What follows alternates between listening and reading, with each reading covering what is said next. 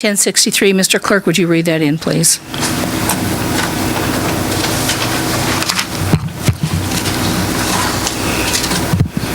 Communication 1063, requested discussion on primary election problems and plans for the general election to prevent another election disruption from Councilmember Brenda J. Ford, dated September 12, 2014. First, can I get a motion to file Communication 1063? So move. Second. Thank you. First by Mr. Illegan, second by Mr. Kern, and I am relinquishing the chair to my Vice Chair, Margaret Willey. So let the record show that I have assumed the chair. Madam Yes, go ahead. Thank Ms. you. Brenda Ford. First of all, I want to call Senator Ruderman up here because he, as well as I, have been very actively involved in this situation. And I would like to get a report from him or comments from him on our situation before I go on with my stuff. Thank you very much, and I'll be brief. I did, as Councilmember Ford has mentioned, I did register my grave concerns to the Elections Commission, the Elections Clerk, the Attorney General, the Governor's Office, and everybody else that would listen, including the ACLU and the Federal Department of Justice. I believe that something really terrible happened in the primary election that was human-caused and shouldn't have happened. I won't go over all of it, but I will just point out, as an example, one of the communities that never had a chance to vote was Nanawale, which 90% of it was blocked in physically on the day when the polls opened and closed, and they never had another chance. Other areas were similarly affected. Nanawale is quite remarkably the poorest community in our district. So it's a real civil rights violation that a whole class of people were not affected. We're affected by this. I think Councilmember Illegan deserves a fair election and no asterisk by his name about whether or not it really was won. But the fact is that the early walk-in voting and the election day voting showed the need for a runoff. And then his two top challengers, both of their neighborhoods never voted. It's not fair. With all respect to Councilmember Illegan, he doesn't deserve an asterisk by his name over this election. That's done. Apparently nothing's going to be done about it. I just want to make two other comments. I tried to reach Scott Nago, our state elections officer, on the day of the election, as the only elected official on the ground, familiar with the actual conditions on the ground, who was not a candidate that day. And he wouldn't take my call. Over and over again, he wouldn't take my call. I find it outrageous. I've already registered my complaint about that. But on the county level, I want to commend our county clerk, Stuart Maeda, who was very receptive to my calls, both that day and each of the following days when I needed his help. And he forwarded my messages, and he forwarded Mr. Nago's messages back to me. And I just want to commend you for that. Thank you. And the other thing regarding what to do about the general election, I think the council can urge or send a letter to the state elections office urging absentee ballots for the Puna district, at least for the general election, because what's clear is we don't know what the conditions will be that day. This time we know it months in advance, not a couple of days in advance, and that would result in a fair election where everybody has a chance to vote. And you guys don't have the power to compel that, but you have the power to request that of the elections office, and I urge you to do so. Thank you very much. Thank you. Senator, just Sorry. We got, sorry, I lost Yeah, chairmanship. That's right. Okay, Mr. Kern, and I think we'll focus on questions. I don't have any questions as Okay. I have a discussion. But why don't you stay? Can you stay a few more minutes? If necessary, it's getting to be supper time, but I'm just kidding. I can stay a few more minutes if it's useful. Okay. I'd like to go ahead, Mr. Kern, and then Gregor. What? What? Excuse me, I had the floor and I asked him to come up and speak. I haven't had my 5 minutes yet. Yeah, she still has the floor technically, yeah. Technically, she is still. I have the floor. Okay. Thank you so much. Okay. Both the senator and I have filed written protests all the way up the chain to the Department of Justice. They have opened an investigation on this election.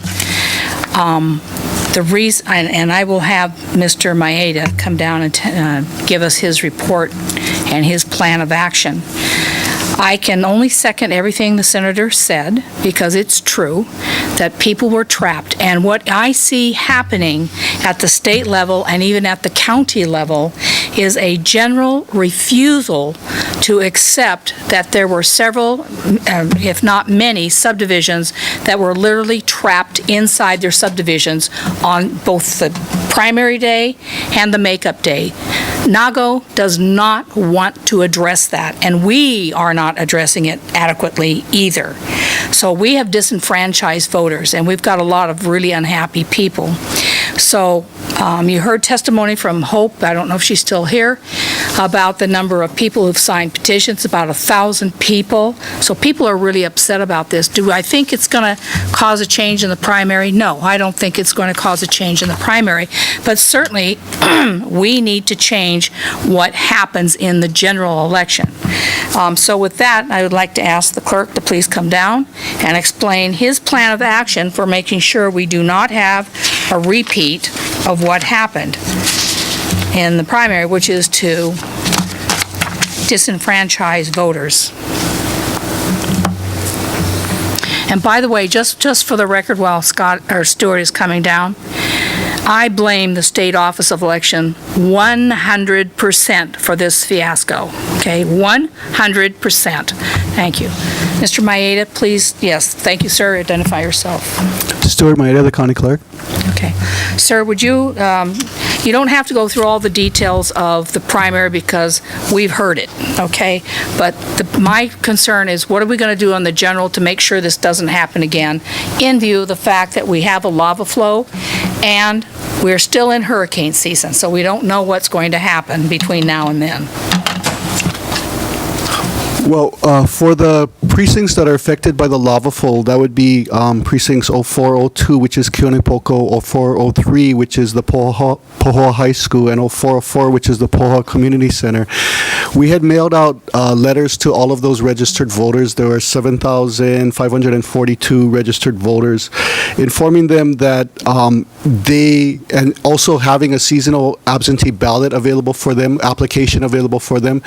So if they wanted to apply for a seasonal absentee ballot, they could apply. They could use a temporary address. It wouldn't affect the district in which they voted in, because we understand that people may be relocating, and they would all have that opportunity. Anyone can request for a absentee ballot and vote absentee, but we're not doing an all-mail absentee ballot for those precincts. We are going to open an early walk-in polling site at Nanawale. That's going to be from October 21st until October 31st, which is the regular walk-in voting, early voting site times. And that's going to be down in Nanawale. We are also working with the State Office of Elections to figure out, as the general election gets closer and what is happening with the flow, we would like to try to keep the precincts all open and have them be able to go to their precincts. But if for whatever reasons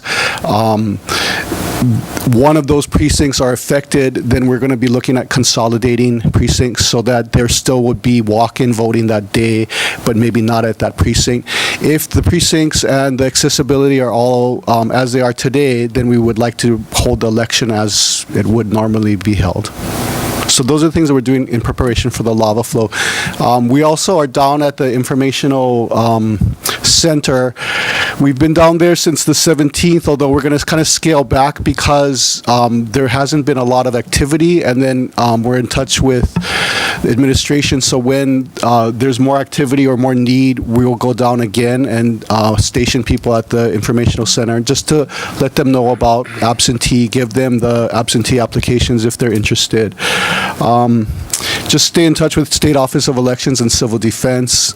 Civil Defense was very helpful throughout the whole ordeal with the storm, and they are likewise very receptive to working with us in the general election.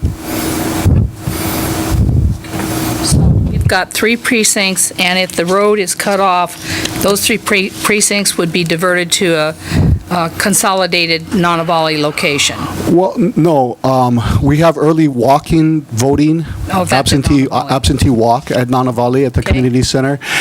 We cannot create a new precinct, but we can consolidate. So we're going to look at consolidating if, not necessarily if access is cut off by Highway 130 being no longer usable, but if one of those polling places is inundated with lava or something happens to one of the polling places, then of course we're going to have to consolidate. But if access to 130 is cut off and we can still use the alternate access routes, we intend to leave those polling places open and just have our staff and take our equipment and all of our supplies out through the access roads that are available. Okay. One of the issues that was a problem was because the storm took down all the electrical, that we couldn't get TV, newspaper, radio, internet, everything was shut down. Unless we get another storm like that, we probably will have electricity going through the district. But some of the things that Mr. Nago had suggested and got chastised for severely at the state, you were there, was putting up banners on the highways when nobody could get out of their subdivisions to even see them. So I don't want a repeat of that. That's what I'm trying not to get. And flyers were sent home with school children, but of course, if you didn't have children in the school, you wouldn't have gotten notification.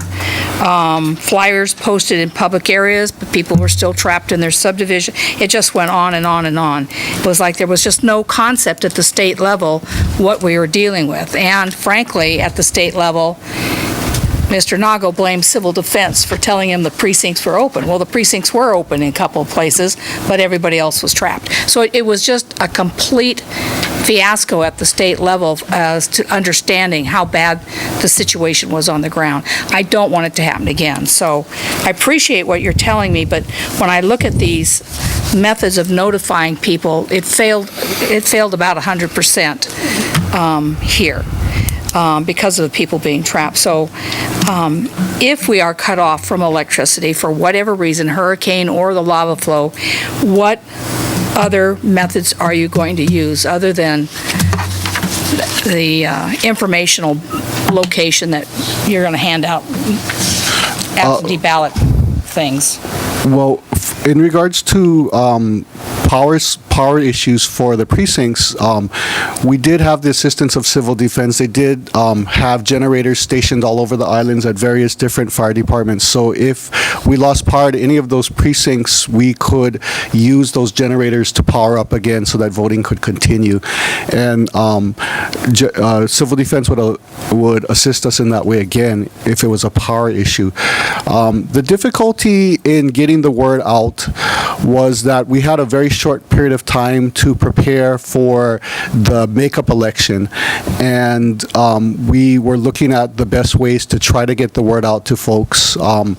Myself and the deputy clerk even went down to Vava and handed out informational flyers so that the people down there, who are very isolated, would know.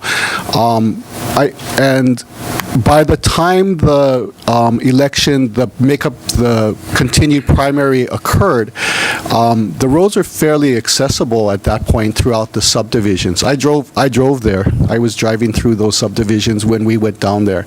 And so there was good accessibility. There was a lot of movement around those areas from my driving down there myself. So I know it was a very difficult situation, but I think everyone tried to do the best they could.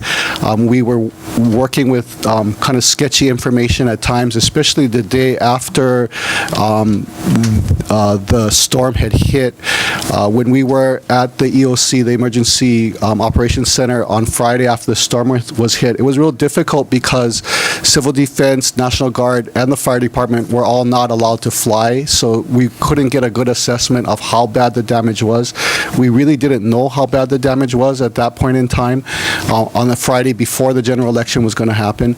And we were, in the past, during times when, for example, Ka'u was cut off several elections ago because of weather, helicopters flew in with our equipment and ballots, and the election went on. No? So in a case of Lower Puna getting cut off, we could do the same, where we could fly in all of our equipment, all of our things, so that those folks that are trapped there could still vote, and we could get our equipment down, and we could get the ballots back. And again, Civil Defense and Fire would assist us in that area. So there is some precedent for when areas are isolated, what can happen. Thank you. The last, these are just comments. If we were to have another storm like Iselle, I would like to see you advocate for holding the makeup election 14 days later, not 6. I'm asking you to do that. And the other thing is, in Nanawale as a walk-in, has that always been a walk-in early voting precinct? No, it has not. Okay. The one thing that I was always told by Ms. Nakamoto was that one of the reasons we don't have walk-ins in more areas is you have to have a safe, like at a bank or a credit union, that will take the ballot boxes and hold them in the safe so that they're safe. Okay? And does Nanawale have some place where those boxes are going to be, the equipment's going to be locked up? There is a secure place, but we're also going to be removing the cards every night. So, and the precinct captain there will be taking the card with him, so that that would be secured, and that's how the ballots are counted. That gives me a case of nerves, thinking about those cards coming in and out and being damaged in some way and the votes lost. Anyway, very issue. Thank you. I'm yielding. Yes, council member, I think Kern was first, and then, okay, go ahead. Thank you, Chair. First, just a couple comments on what happened. I think on the Stuart, our county staff did a great job. Who knew that